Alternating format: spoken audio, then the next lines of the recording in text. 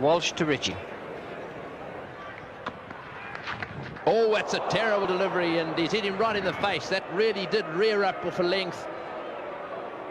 And straight away, Vessel's calling to the dressing room. It looks like a nasty blow just below the eye there.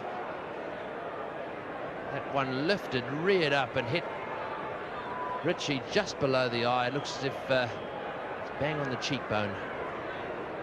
Well, he's up. There's obviously a little cut there because a little bit of blood.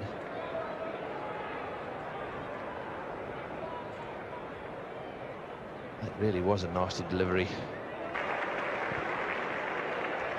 That reared from, well, was only just short of a good length. Might even have been a good length delivery. Didn't look as though it took a piece out of the top, but that was a very nasty blow. It hit him flush.